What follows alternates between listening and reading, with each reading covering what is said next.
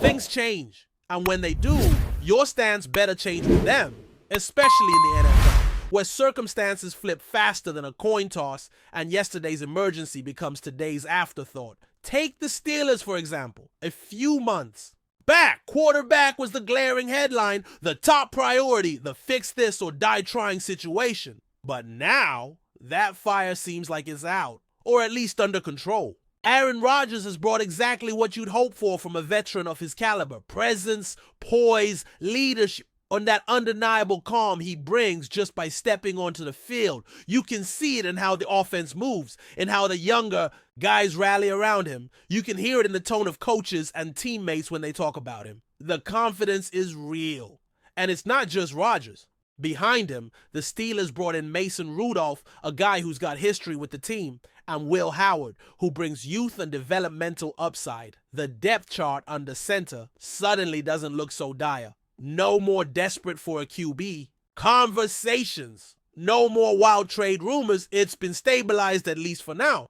And that changes everything about how the front office can approach the rest of the roster. So once that was settled, or at least as settled as quarterback can ever be in this league, the attention shifted. WR2, slot corner. Those became the shiny new focal points, and not without reason. Everyone knew the offense needed another target to take pressure off DK Metcalf, and the defense had a hole to plug in the nickel.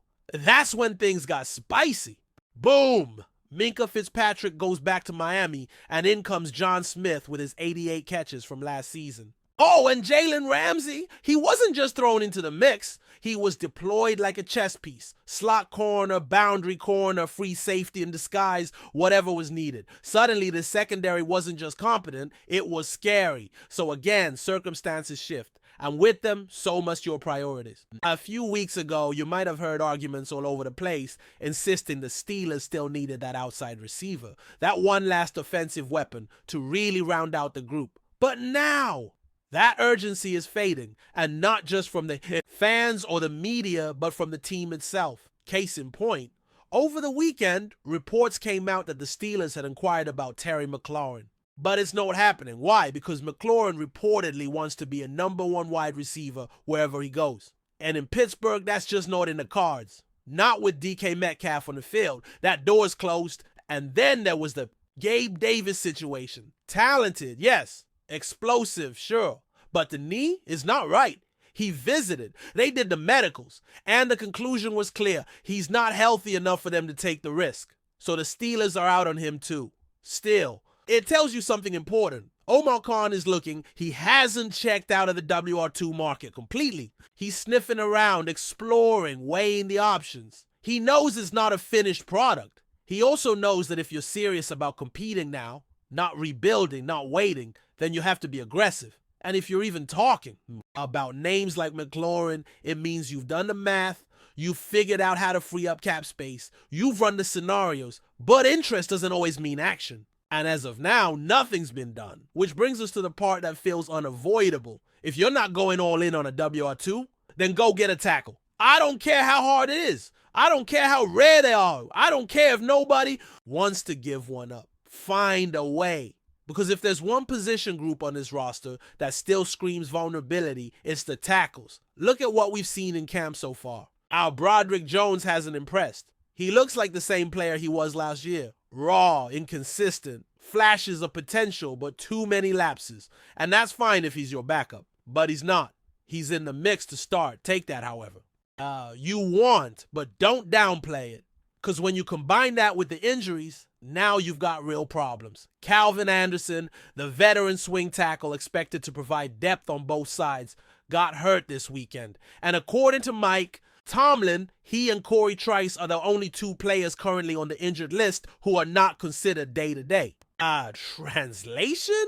He's going to miss some time, week to week, maybe more. And that thins out your already thin depth. Even if Anderson does return soon, let's not kid ourselves. He's not a long-term solution. He's 29. He hasn't been asked to carry a full season load in 4 years. He started just 14 games in his career. That's your insurance policy? Alongside Dylan Cook and a couple other names most fans couldn't even pick out of a lineup? That's not depth. That's a prayer. And what happens if Broderick Jones doesn't take a step forward? What if Troy Fautanu on the other side hits the rookie wall? What's the plan then? Just hope Rodgers has enough pocket presence to avoid pressure all season long. Hope the tight ends can chip every snap. You can't live like that in this league. Not with the pass rushers you're going to see. And again, let me be clear. I'm not saying this like it's an easy fix. Omar Khan knows the problem. He's not blind. And he's not lazy. If there's a quality tackle available, he'll be in on it. But that doesn't make the need any less real or the situation any less urgent. Sometimes all you can do is point at the obvious and say, that, right there, fix that. So yeah, I've pivoted. A few weeks ago, I was banging the drum for a WR2, and I meant it. But now, when I look at the offense, when I count the number of legit targets Rodgers has to work with, it's hard to make that same argument. You've got depth, you've got versatility, you've got role players who can step up in different ways. It's not perfect, but it's enough to make it work. If the line gives you time to make it work. And that's why this tackle issue can't be brushed aside. You can't head into the season with such a critical weakness on the edge. Not. When everything else, the quarterback situation, the pass catching options, the defense is trending in the right direction. You're this close to fielding a complete team. Don't let it fall apart because of one gap you didn't address. The NFL is unforgiving. You know that. One injury, one blown assignment, one failed protection, and a whole season can go sideways. So if you got the cap space, and the Steelers do, and if you got some extra draft capital to play with, and they do, then take the swing, find a guy, make the call, pull the trigger. Because the time to be cautious isn't when you're close, it's when you're far. And right now, Pittsburgh is close, closer than they've been in years. So don't waste it. All right, so let's take a real look at this offense. Because if you're going to argue that WR2 isn't as crucial anymore, you have to back that up with something concrete. And what this team has built on that side of the ball is, well, it's starting to look like something real.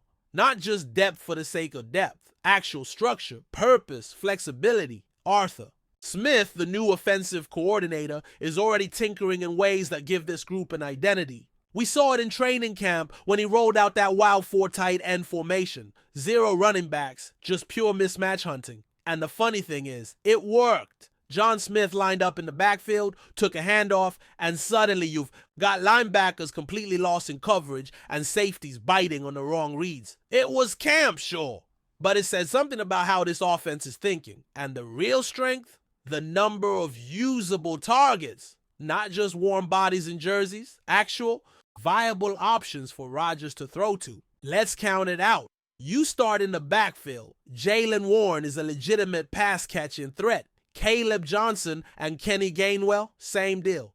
Those are 3 guys who, depending on the package, could line up wide or come out of motion. They're not just dump-off options. They're designed reads. Then you shift to the tight ends. This is where things get interesting. John Smith is going to be a focal point. Pat Freiermuth is healthy and remains one of the most reliable red zone threats in the league. And then there's Darnell Washington, who, I'll be honest, has turned some heads in camp.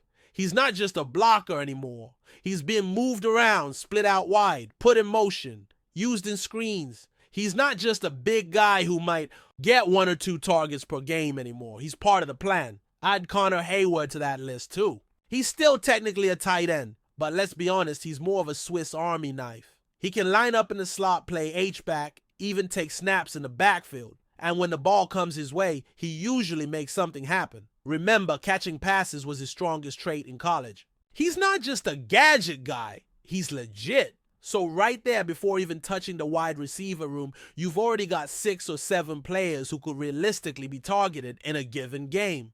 And that's what makes this offense so difficult to pigeonhole. It's not about having one dominant WR2. It's about having a scheme that spreads the wealth, forces mismatches, and keeps defenses guessing. And with Rodgers at the helm, there's a real chance this becomes one of the most unpredictable offenses in the AFC. But before we dive in, don't forget to subscribe to Steelers Nation Central and hit the like button on this video. Your support helps us keep bringing you the latest updates on the Pittsburgh Steelers. And don't forget to share your thoughts on the news in the comments below. Whispers are swirling around the NFL as a shocking possibility of Jordan Mailata moving from Philadelphia to Pittsburgh gains momentum. The so-called human wall has long been a cornerstone of the Eagles' offensive line, earning widespread acclaim for his size, agility, and relentless protection of the quarterback. Rumors suggest that the Steelers, always in pursuit of bolstering their offensive front, may have set their sights on Mailata to elevate their offensive line to unprecedented levels. Insiders hint that talks could already be underway, sparking excitement and speculation among fans and analysts alike. Mailata's transition from Philly to Pittsburgh would represent a seismic shift in the AFC North's competitive landscape, potentially tipping the scales in favor of the Steelers. While nothing is official, the buzz is palpable, fueled by Mailata's impressive performances and Pittsburgh's desperate need for a dominant protector up front. If the trade materializes, it could mark one of the most significant offensive line shakeups in recent NFL history, prompting a reevaluation of team strategies and dynamics. The prospect of Jordan Mailata swapping the Eagles green for the Steelers black and gold has ignited a firestorm of debate among football circles. Known affectionately as the human wall, Mailata's physical presence and technical skills have made him a fan favorite and a nightmare for opposing defenders. Pittsburgh's offensive line has struggled in recent seasons, often leaving their quarterback vulnerable and hampering their offensive rhythm. With Mailata rumored to be the target to rectify these issues, speculation runs wild about how his inclusion could transform the Steelers' offense. Coaches, players, and commentators are theorizing that Mailata's blend of size, speed, and technique could provide Pittsburgh with the much-needed stability and power on the line. This potential acquisition could lead to an offensive renaissance for the Steelers, enabling them to compete at a higher level and perhaps challenge for playoff contention more consistently. The ripple effects of such a move are enormous, raising questions about how the Eagles will fill the void left by Mailata and how the Steelers' offensive scheme might adapt around their new linemen. In Philadelphia, the possibility of losing Jordan Mailata has created an undercurrent of concern and uncertainty among the Eagles' faithful and front office. Mailata has been more than just an offensive lineman. He has been a symbol of resilience and growth, evolving from a rugby player with raw potential to one of the league's most formidable blockers. The rumor mill suggests that if Mailata does indeed depart for Pittsburgh, the Eagles may need to scramble to find a suitable replacement to maintain their offensive integrity. Analysts speculate about which young prospects or veteran free agents might fill the gap, but there is no clear consensus. The impact on the Eagles' offensive strategy could be significant, as Mailata's ability to protect the quarterback's blind side has been instrumental in their offensive success. Fans are torn between hoping the rumors are unfounded and bracing for the potential upheaval. Meanwhile, whispers hint that the Eagles' management might already be exploring trade options or draft plans to counterbalance the loss. This unfolding saga adds a layer of drama to the NFL offseason, keeping everyone on edge about what the future holds. The Steelers, on the other hand, appear to be positioning themselves aggressively in pursuit of Jordan Mailata, signaling their intent to revamp their offensive line and enhance their overall competitiveness. Insiders report that Pittsburgh's coaching staff and front office have identified Mailata as a key piece capable of transforming their protection schemes and run-blocking effectiveness. The Steelers have long been known for their rugged defensive identity, but in recent years, their offensive line has lagged behind, leading to inconsistent offensive production. If the rumors hold true and a deal goes through, Pittsburgh could see an immediate upgrade in their ability to shield their quarterback in open running lanes. Speculation abounds regarding the contract negotiations and the price Pittsburgh might pay in draft picks or players to secure Mailata's services. Additionally, there is talk of how Mailata's presence could influence the development of younger linemen in Pittsburgh, serving as both a mentor and a physical anchor. The potential for Mailata to elevate the Steelers' offense adds a tantalizing what-if scenario that has fans eagerly awaiting official confirmation. As the NFL offseason heats up, the buzz surrounding Jordan Mailata's potential move to Pittsburgh continues to intensify, creating an electric atmosphere among fans and experts alike. The human wall has captivated audiences with his transformation and dominance, and the idea of him bringing that force to the Steelers has become a hot topic. Discussions focus on how Mailata's unique skill set might seamlessly integrate into Pittsburgh's system, possibly allowing the team to rejuvenate their offensive attack and challenge divisional rivals more effectively. The ramifications of such a trade extend beyond the field, influencing team morale, fan support, and even ticket sales. While the details remain shrouded in speculation, the mere possibility has sparked a wave of excitement and anticipation, hinting at a dramatic shift in the balance of power within the league. Whether this rumor materializes into reality or not, the narrative around Jordan Mailata's future will undoubtedly dominate headlines, fueling debates and dreams about what this move could mean for both Philadelphia and Pittsburgh in the seasons to come. That's it for this update. If you enjoyed the video and want to keep receiving exclusive news about the Pittsburgh Steelers, make sure to subscribe to Steelers Nation Central and give this video a like. We always look forward to hearing your comments and opinions. See you in the next video.